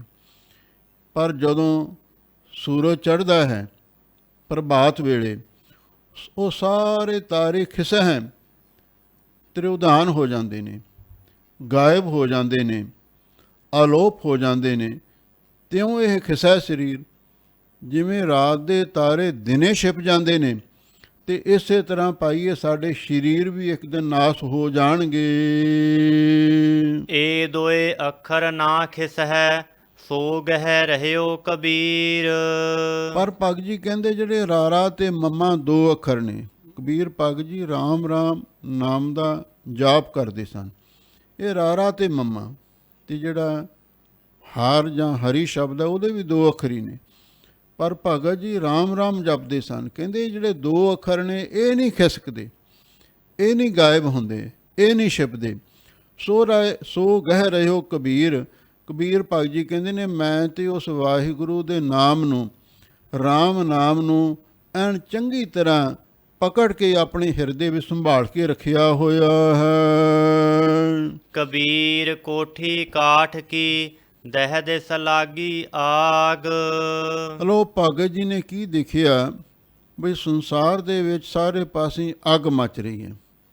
ਬਾਬਾ ਫਰੀਦ ਜੀ ਦਾ ਸ਼ਲੋਕ ਅੱਗੇ ਆਉਂਦਾ ਹੈ, ਫਰੀਦਾ ਮੈਂ ਜਾਣਿਆ ਦੁੱਖ ਮੁਝ ਕੂ, ਦੁੱਖ ਸੁਭਾਇ ਜਗ, ਉੱਚੇ ਚੜ੍ਹ ਕੇ ਦਿਖਿਆ ਤਾਂ ਘਰ ਘਰ ਇਹਾ ਅੱਗ। ਘਰਾਂ ਘਰਾਂ ਵਿੱਚ ਅੱਗ ਬਲ ਰਹੀ ਹੈ। ਪਰ ਦੂਜੇ ਪਾਸੇ ਜਿਹੜੇ ਪੰਡਤ ਲੋਕ ਨੇ, ਕਰਮਕਾਂਡੀ ਲੋਕ ਨੇ, ਉਹ ਲੋਕਾਂ ਨੂੰ ਕਰਮਕਾਂਡ ਦੇ ਵਿੱਚ ਫਸਾਈ ਜਾ ਰਹੇ ਨੇ। ਕਰਮ ਸ਼ਾਸਤਰ ਦੇ ਵਿੱਚ ਆਹ ਲਿਖਿਆ ਹੋਇਆ ਹੈ, ਤੁਸੀਂ ਆਹ ਵਿਧੀ ਕਰਮ ਕਰੋ, ਨਿਤ, ਨਮਿਤ, ਪ੍ਰਾਸ਼ਚਿਤ, ਕਾਮ, ਕਰਮ, ਇਹ 4 ਪ੍ਰਕਾਰ ਦੇ ਵਿਧੀ ਕਰਮ ਲਿਖੇ ਹੋਏ ਨੇ। ਕਿਸੇ ਨੂੰ ਕੁਝ ਉਹ ਆਖੀ ਜਾਂਦੇ ਨੇ। ਪਰ ਭਗਤ ਜੀ ਕਹਿੰਦੇ ਕਬੀਰ ਕੋਠੀ ਕਾਠ ਕੀ। ਆ ਜਿੰਨੇ ਵੀ ਕਰਮ ਕਾਂਡ ਦੇ ਗ੍ਰੰਥ ਨੇ ਇਹ ਸਾਰੇ ਕਾਠ ਦੀਆਂ ਕੋਠੀਆਂ ਨੇ। ਦਹਿ ਦਸ ਲਾਗੀ ਆਗ ਤੇ ਦਸੋ ਦਿਸ਼ਾ ਦੇ ਵਿੱਚ ਚਾਰੇ ਪਾਸੇ ਦੁਨੀਆ ਨੂੰ ਵਿਸ਼ੇ ਵਾਸ਼ਨਾ ਦੀ, ਹੰਕਾਰ ਦੀ, ਤ੍ਰਿਸ਼ਨਾ ਦੀ ਅੱਗ ਲੱਗੀ ਹੋਈ ਹੈ। ਤੇ ਇਹ ਜਿਹੜੇ ਲੋਕ ਨੇ ਇਹ ਉਹਨਾਂ ਗ੍ਰੰਥਾਂ ਦੇ ਕਾਠ ਦੀ ਕੋਠੀ ਤੇ ਵਿਸ਼ਵਾਸ ਰੱਖੀ ਬੈਠੇ ਹਨ। ਪੰਡਿਤ ਪੰਡਿਤ ਜਲ ਮੂਏ, ਮੂਰਖ ਉਬਰੇ ਭਾਗ। ਜਿਵੇਂ ਕੋਈ ਲੱਕੜ ਦੇ ਮਕਾਨ ਵਿੱਚ ਬੈਠਾ ਹੋਵੇ, ਉਹਨੂੰ ਚਾਰੇ ਪਾਸਿਆਂ ਤੋਂ ਅੱਗ ਲੱਗ ਜਾਵੇ, ਤੇ ਜਿਹੜੇ ਤਾਂ ਸਿਆਣੇ ਨੇ, ਪੰਡਤ ਆਪਣੇ ਆਪ ਨੂੰ ਅਖਵਾਉਂਦੇ ਨੇ, ਗਿਆਨੀ ਧਿਆਨੀ ਅਖਵਾਉਂਦੇ ਨੇ, ਫਿਰ ਉਹ ਤੇ ਇਸ ਗੱਲ ਦੇ ਉੱਤੇ ਕਹਿੰਦੇ ਚਰਚਾ ਕਰੋ ਅੱਗ ਕਿਵੇਂ ਲੱਗੀ ਹੈ। ਅੱਜ ਕੱਲ੍ਹ ਸਾਹਿਬ ਸ੍ਰੀ ਗੁਰੂ ਗ੍ਰੰਥ ਸਾਹਿਬ ਜੀ ਦੀਆਂ ਬੇਅਦਬੀਆਂ ਦਾ ਵੀ ਦੌਰ ਚੱਲ ਰਿਹਾ ਹੈ। ਕਈ ਵਾਰੀ ਅਚਾਨਕ ਵੀ ਤਾਰ ਸਰਕਟ ਦੇ ਕਾਰਨ ਅੱਗ ਲੱਗ ਜਾਂਦੀ ਹੈ। ਕਈ ਸ਼ਰਾਰਤੀ ਅਨਸਰ ਵੀ ਇਸ ਤਰ੍ਹਾਂ ਦੇ ਕਾਂਡ ਕਰ ਜਾਂਦੇ ਨੇ। ਕਈ ਪਕੜੇ ਜਾਂਦੇ ਨੇ, ਕਈ ਨਹੀਂ ਵੀ ਪਕੜੇ ਜਾਂਦੇ। ਹੁਣ ਇੱਥੇ ਭਗਤ ਕਬੀਰ ਜੀ ਸਾਨੂੰ ਸਿੱਖਿਆ ਦਿੰਦੇ ਨੇ ਵੀ ਲੱਕੜ ਦੀ ਕੋਠੀ ਹੈ, ਉਹਦੇ ਆਲੇ ਦੁਆਲੇ ਅੱਗ ਲੱਗੀ ਹੋਈ ਹੈ। ਜਿਹੜੇ ਪੰਡਤ ਲੋਕ ਨੇ, ਗਿਆਨੀ ਧਿਆਨੀ ਲੋਕ ਨੇ, ਜਿਹੜੇ ਜਥੇਦਾਰ, ਲੀਡਰ, ਪ੍ਰਧਾਨ ਨੇ, ਉਹ ਬੈਠ ਕੇ ਵਿਚਾਰਾਂ ਕਰਦੇ ਨੇ। ਉਹਦੇ ਉੱਤੇ ਕਹਿੰਦੇ ਅਸੀਂ ਜੀ ਕਮੇਟੀ ਬਣਾ ਦਿੱਤੀ ਹੈ, ਉਹ ਹੁਣ ਇਹਦੇ ਬਾਰੇ ਫੈਸਲਾ ਕਰਨਗੇ। ਉਹ ਭਲਿਓ ਲੋਕੋ, ਤੁਹਾਡੇ ਪਿਓ ਦੀ ਕੋਈ ਪੱਗ ਲਾਵੇ, ਤੁਹਾਡੇ ਪਿਓ ਦੀ ਕੋਈ ਦਾੜੀ ਪੱਟੇ, ਤੇ ਤੁਸੀਂ ਉੱਥੇ ਮੀਟਿੰਗਾਂ ਬੁਲਾਓਗੇ, ਕਮੇਟੀਆਂ ਬਣਾਓਗੇ। ਗੁਰੂ ਗ੍ਰੰਥ ਸਾਹਿਬ ਦੀ ਬੇਅਦਬੀ ਹੁੰਦੀ ਹੈ ਤੇ ਜਿਹੜੇ ਜ਼ਿੰਮੇਦਾਰ ਸੱਜਣ ਨੇ ਉਹਨਾਂ ਨੂੰ ਉੱਥੇ ਜਾ ਕੇ ਪਹੁੰਚਣਾ ਚਾਹੀਦਾ। ਦੋਸ਼ੀਆਂ ਨੂੰ ਸਜ਼ਾ ਦੇਣ ਦੇ ਵਾਸਤੇ ਮੂਹਰੇ ਉਹਨਾਂ ਨੂੰ ਖੜਨਾ ਚਾਹੀਦਾ, ਤੇ ਬਾਕੀ ਮਾਹੌਲ ਨੂੰ ਸ਼ਾਂਤ ਤੇ ਕੰਟਰੋਲ ਤਾਂ ਹੀ ਰੱਖਿਆ ਜਾ ਸਕਦਾ। ਇਸੇ ਵਾਸਤੇ ਭਗਤ ਜੀ ਕਹਿੰਦੇ ਨੇ ਪੰਡਤ ਤਾਂ ਸੜ ਕੇ ਮਰ ਗਈ ਈਰਖਾ ਹੰਕਾਰ ਦੀ ਅੱਗ ਵਿੱਚ ਹੀ। ਮੂਰਖ ਉਬਰੇ ਪਾਗ, ਜਿਹੜੇ ਸਾਡੇ ਵਰਗੇ ਨਾਮ ਜਪਣ ਵਾਲੇ, ਜਿਨ੍ਹਾਂ ਲੋਕ ਕਹਿੰਦੇ ਤਾਂ ਕਮਲੇ ਹੁੰਦੇ ਨੇ, ਇਹ ਤੇ ਮੂਰਖ ਹੁੰਦੇ ਨੇ, ਉਹ ਭੱਜ ਕੇ ਬਾਹਰ ਨਿਕਲ ਗਏ। ਹੁਣ ਜਦੋਂ ਲੱਕੜ ਦੇ ਘਰ ਨੂੰ ਅੱਗ ਲੱਗੀ ਹੋਵੇ, ਸਿਆਣਾ ਉਹੀ ਹੈ ਜਿਹੜਾ ਬਾਹਰ ਨਿਕਲ ਗਿਆ। ਤੇ ਜੇ ਆਖੇ ਵੀ ਮੈਂ ਤੇ ਇਸੇ ਘਰ ਦੇ ਵਿੱਚ ਹੀ ਰਹਿਣਾ, ਤੇ ਪੰਡਤ ਤਾਂ ਸੜ ਕੇ ਮਰ ਜਾਂਦੇ ਨੇ। ਤੇ ਪਰ ਜਿਹੜੇ ਨਾਮ ਜਪਣ ਵਾਲੇ ਮੂਰਖ, ਜਿਨ੍ਹਾਂ ਨੂੰ ਲੋਕੀ ਆਖਦੇ ਨੇ, ਉਹ ਭੱਜ ਕੇ ਬਾਹਰ ਛਾਲ ਮਾਰਦੇ ਨੇ, ਬਚ ਜਾਂਦੇ ਹਨ। ਇਸੇ ਤਰ੍ਹਾਂ ਕਬੀਰ ਕੋਠੀ ਕਾਠ ਕੀ, ਇਹ ਸਰੀਰ ਵੀ ਕਾਠ ਦੀ ਲੱਕੜ ਦੀ ਕੋਠੀ ਵਾਂਗ ਹੈ। ਇਹਦੇ 4 ਛਪੇਰੇ ਕਾਲ ਦੀ ਅੱਗ ਲੱਗੀ ਹੋਈ ਹੈ। ਜੋ ਦਿਨ ਆਵੈ ਸੋ ਦਿਨ ਜਾਹੀ, ਕਰਨਾ ਕੁਛ ਰਹਿਣ ਥਿਰ ਨਾਹੀ।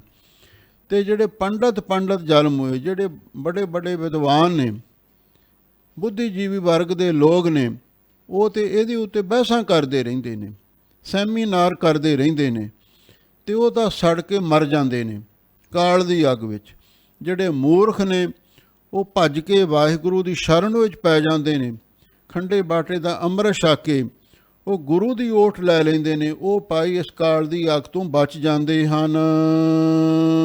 ਕਬੀਰ ਸੰਸਾ ਦੂਰ ਕਰ, ਕਾਗਦ ਦੇਹ ਬਿਹਾਏ। ਲੋਕ ਕਬੀਰ ਭਗਤ ਜੀ ਕਹਿੰਦੇ ਨੇ ਤੂੰ ਆਪਣੇ ਮਨ ਦਾ ਸੰਸਾ ਵਹਿਮ ਭਰਮ ਦੂਰ ਕਰ ਦੇ।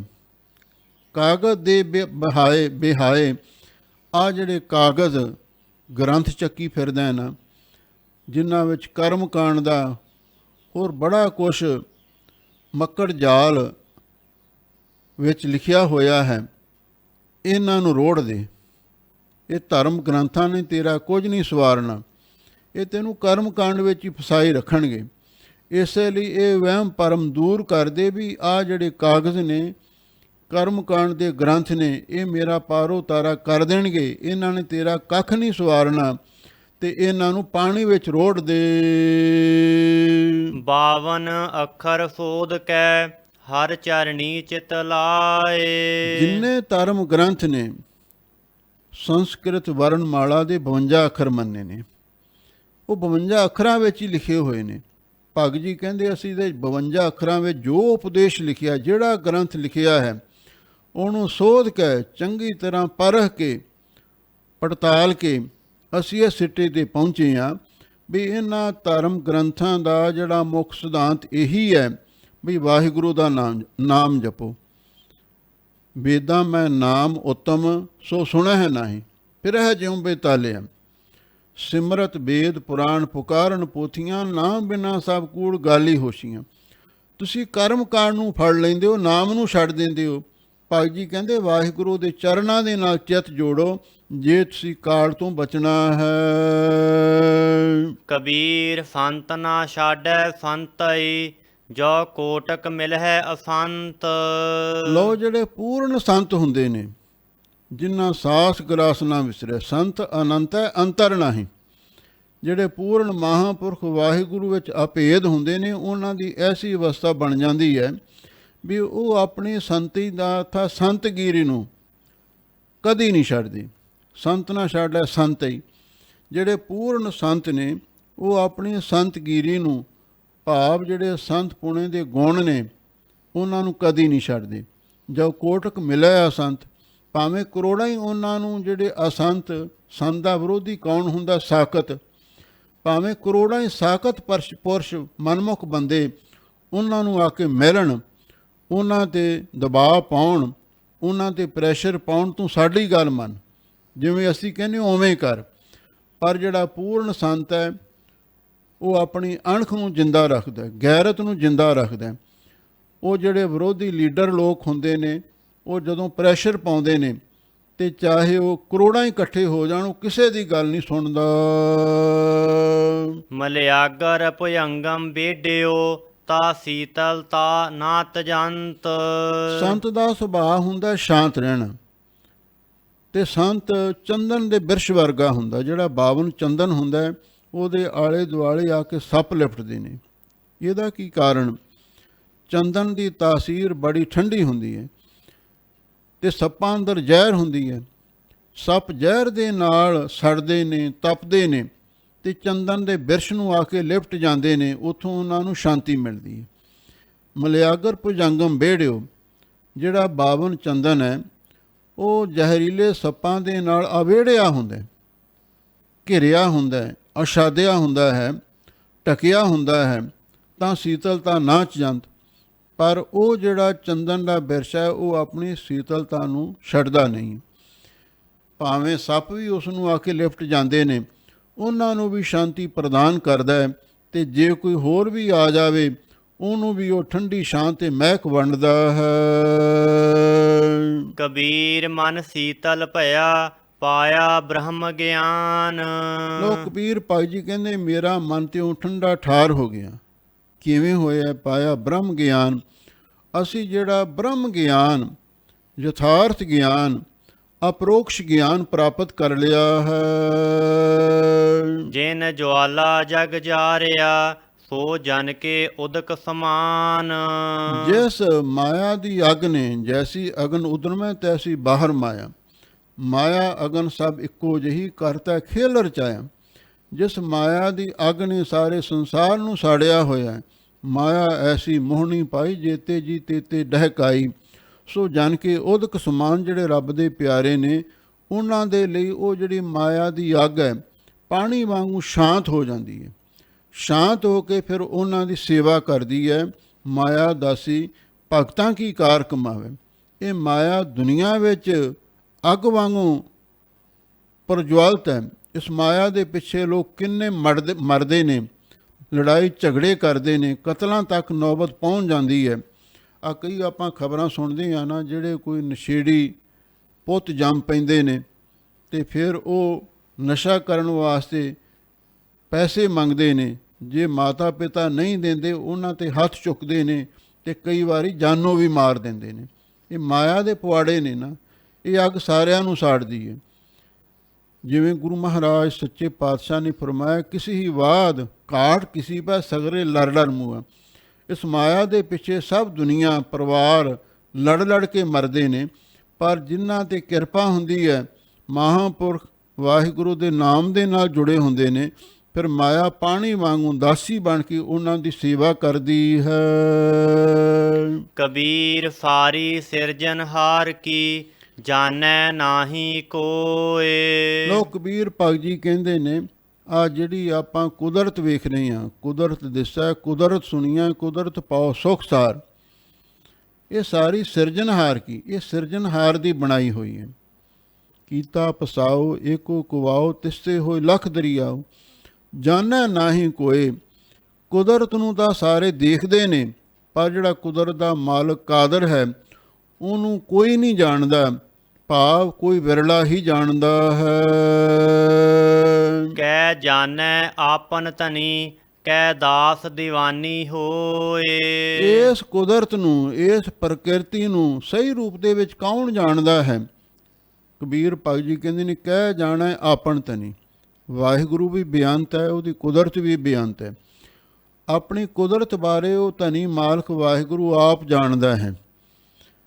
ਤੇ ਜਾਂ ਕਹਿ ਦਾਸ ਦੀਵਾਨੀ ਹੋਏ, ਕਹਿ ਦਾ ਅਰਥ ਹੈ ਜਾਂ, ਜਿਹੜਾ ਦੀਵਾਨੀ ਦਾ ਅਰਥ ਹੈ ਉਹਦੀ ਹਜ਼ੂਰੀ ਵਿੱਚ, ਉਹਦੇ ਸੱਚਖੰਡ ਦਰਬਾਰ ਦੇ ਵਿੱਚ ਰਹਿਣ ਵਾਲਾ ਕੋਈ ਦਾਸ ਹੋਵੇ, ਭਾਵ ਜਿਹੜਾ ਵਾਹਿਗੁਰੂ ਦੇ ਦਰ 'ਤੇ ਪ੍ਰਵਾਨਿਆ ਹੋਇਆ ਕੋਈ ਰੱਬ ਦਾ ਪਿਆਰਾ ਮਹਾਂਪੁਰਖ ਹੈ, ਜਾਂ ਤੇ ਰੱਬ ਦੇ ਘਰ ਦਾ ਉਹਨੂੰ ਗਿਆਨ ਹੈ।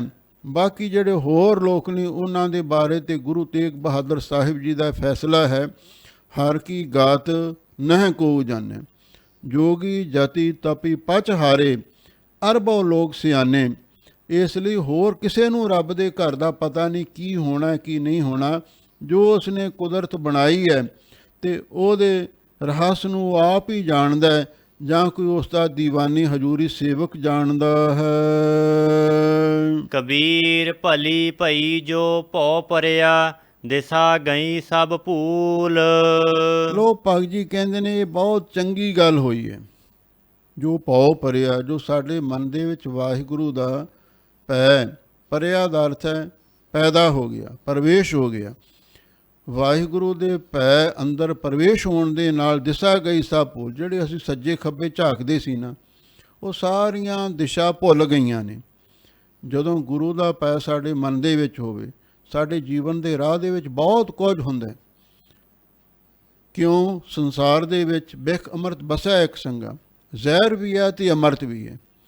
ਦੁਨੀਆ ਦੇ ਵਿੱਚ ਸਭ ਕੁਝ ਚੱਲ ਰਿਹਾ ਹੈ, ਪਰ ਭਗਤ ਜੀ ਕਹਿੰਦੇ ਨੇ, ਹੁਣ ਤੁਸੀਂ ਜਿਹੜੇ ਰਾਹ ਤੁਰਦੇ ਹੋ, ਤੁਸੀਂ ਆਪਣੀ ਮੰਜ਼ਿਲ 'ਤੇ ਧਿਆਨ ਰੱਖਣਾ। ਜੇ ਤੁਸੀਂ ਰਸਤੇ ਦੀਆਂ ਚੀਜ਼ਾਂ ਨੂੰ ਦੇਖ ਕੇ ਉੱਥੇ ਖਲੋ ਗਏ, ਕੋਈ ਰਸਤੇ ਵਿੱਚ ਜਾਂਦੇ ਆ ਐਵੇਂ ਕਿਸੇ ਅਜਨਬੀ ਦੇ ਨਾਲ ਝਗੜਾ ਕਰ ਲਿਆ, ਫਸਾਦ ਖੜਾ ਕਰ ਲਿਆ, ਫਿਰ ਤੇ ਉੱਥੇ ਜੋਗੇ ਰਹਿ ਜਾਓਗੇ। ਇਸੇ ਲਈ ਭਗਤ ਜੀ ਕਹਿੰਦੇ ਨੇ, ਬਹੁਤ ਚੰਗੀ ਗੱਲ ਹੋਈ, ਰੱਬ ਦਾ ਪੈ, ਗੁਰੂ ਦਾ ਪੈ ਸਾਡੇ ਮਨ ਦੇ ਵਿੱਚ ਪ੍ਰਵੇਸ਼ ਹੋ ਗਿਆ। ਹੁਣ ਆਸੇ ਪਾਸੇ ਕੀ ਹੋ ਰਿਹਾ, ਹੋਰ ਪਾਸੇ ਸਾਨੂੰ ਸਾਰੇ ਭੁੱਲ ਗਏ ਹਨ। ਓਰਾ ਗਰ ਪਾਣੀ ਭਇਆ, ਜਾਏ ਮਿਲਿਓ ਢਲ ਕੂਲ। ਲੋ ਹੁਣ ਭਗਤ ਜੀ ਕਹਿੰਦੇ, ਸਾਡੀ ਐਸੀ ਅਵਸਥਾ ਬਣ ਗਈ ਹੈ। ਓਰਾ ਦਾ ਅਰਥ ਹੈ ਗੜਾ, ਜਿਵੇਂ ਪਾਣੀ ਦਾ ਗੜਾ, ਜਾਂ ਓਰਾ ਦਾ ਅਰਥ ਬਰਫ਼ ਦਾ ਢੇਲਾ ਵੀ ਕੀਤਾ। ਜਿਵੇਂ ਉਹ ਬਰਫ਼ ਦਾ ਢੇਲਾ ਧੁੱਪ ਦੇ ਸੇਕ ਦੇ ਨਾਲ ਗਲ ਕੇ ਪਿਘਲ ਕੇ ਪਾਣੀ ਪਿਆ, ਉਹ ਪਾਣੀ ਬਣ ਜਾਂਦਾ। ਅਤੇ ਪਾਣੀ ਬਣ ਕੇ ਫਿਰ ਕਿੱਥੇ ਜਾਂਦਾ? ਜਾਏ ਮਿਲਿਓ ਟਲ ਕੂਲ। ਕੂਲ ਦਾ ਅਰਥ ਹੈ ਨੇੜੇ ਕੋਈ ਨਦੀ, ਕੋਈ ਨਹਿਰ ਵਗਦੀ ਹੈ ਅਤੇ ਢਲ ਕੇ ਉਹਦੇ ਵਿੱਚ ਜਾ ਕੇ ਮਿਲ ਜਾਂਦਾ। ਇਸੇ ਤਰ੍ਹਾਂ ਜਿੰਨਾ ਚਿਰ ਤੱਕ ਇਹ ਜੀਵ ਹੋਂ ਦੇ ਸਹਿਤ ਹੁੰਦਾ, ਇਹ ਵਾਹਿਗੁਰੂ ਤੋਂ ਵੱਖਰਾ ਰਹਿੰਦਾ। ਜਿਵੇਂ ਜਿਵੇਂ ਜਿਹੜਾ ਪਾਣੀ ਜੰਮ ਜਾਂਦਾ ਹੈ ਨਾ, ਗੜਾ ਬਣ ਜਾਂਦਾ, ਬਰਫ਼ ਦਾ ਢੀਲਾ ਬਣ ਜਾਂਦਾ ਹੈ, ਉਹ ਪਾਣੀ ਤੋਂ ਵੱਖਰਾ ਹੋ ਜਾਂਦਾ, ਉਹ ਨਦੀ ਤੋਂ, ਨਹਿਰ ਤੋਂ ਵਿਛੜ ਜਾਂਦਾ ਹੈ। ਅਤੇ ਜਦੋਂ ਧੁੱਪ ਦਾ ਸੇਕ ਲੱਗਦਾ ਹੈ, ਫਿਰ ਉਹ ਸੇਕ ਦੇ ਨਾਲ ਜਿਹੜਾ ਗੜਾ ਹੈ ਜਾਂ ਬਰਫ਼ ਦਾ ਢੀਲਾ ਵੀ ਉਹ ਪਿਘਲ ਕੇ ਪਾਣੀ ਦਾ ਰੂਪ ਹੋ ਜਾਂਦਾ ਹੈ, ਅਤੇ ਪਾਣੀ ਦਰਵੀਭੂਤ ਹੁੰਦਾ, ਅਤੇ ਫਿਰ ਉਹ ਟਲ ਕੇ ਕੂਲ ਨਹਿਰ ਦੇ ਵਿੱਚ ਜਾ ਕੇ ਮਿਲ ਜਾਂਦਾ ਹੈ।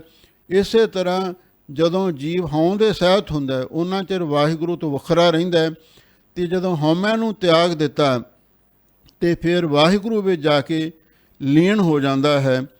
ਜਿਵੇਂ ਗੁਰੂ ਨਾਨਕ ਸਾਹਿਬ ਸੱਚੇ ਪਾਤਸ਼ਾਹ ਨੇ ਫਰਮਾਇਆ ਹੈ, ਸਾ ਲਾਹੀ ਸਾ ਲਾਹੇ ਏਤੀ ਸੁਰਤ ਨਾ ਪਾਈਆ, ਨਦੀਆਂ ਅਤੇ ਵਾਹ ਪਵਹਿ ਸਮੁੰਦ ਨਾ ਜਾਣੀ।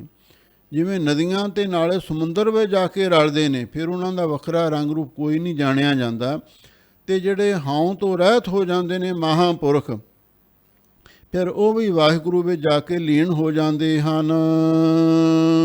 ਕਬੀਰਾ ਧੂਰ ਸਕੇਲ ਕੈ, ਪੁਰੀਆ ਬਾਂਦੀ ਦੇਹ। ਲੋਕ ਕਬੀਰ ਭਗਤ ਜੀ ਕਹਿੰਦੇ ਨੇ ਵੀ ਆਹ ਜਿਹੜੀ ਸਾਡੀ ਦੇਹ ਹੈ, ਇਹ ਪੁਰੀਆ ਦਾ ਅਰਥ ਪੁਰੀ ਨਗਰੀ ਵਿਦਵਾਨਾਂ ਨੇ ਕੀਤਾ ਵੀ ਧੂੜ ਸਕੇਲ ਕੇ ਮਿੱਟੀ ਇਕੱਠੀ ਕਰਕੇ ਇਹ ਇੱਕ ਪੂਰੀ ਨਗਰੀ ਵਸਾਈ ਗਈ ਹੈ। ਪੁਰਾਣੇ ਜ਼ਮਾਨੇ ਦੇ ਵਿੱਚ ਮਿੱਟੀ ਇਕੱਠੀ ਕਰਕੇ, ਚੀਕਣੀ ਮਿੱਟੀ ਇਕੱਠੀ ਕਰਕੇ ਤੇ ਫਿਰ ਉਹ ਘਰ ਬਣਾਏ ਜਾਂਦੇ ਸਨ ਤੇ ਫਿਰ ਪਿੰਡ ਵਸਾਏ ਜਾਂਦੇ ਸਨ। ਫਿਰ ਅੱਗੇ ਸ਼ਹਿਰ ਵੀ ਇਸੇ ਤਰ੍ਹਾਂ ਹੀ ਕੱਚੀ ਮਿੱਟੀ ਦੀਆਂ ਫਿਰ ਇੱਟਾਂ ਬਣਾਉਣ ਲੱਗ ਪਏ, ਉਹਨਾਂ ਨੂੰ ਸੁਕਾ ਕੇ ਕੰਧਾਂ ਬਣਾਉਣ ਲੱਗ ਪਏ।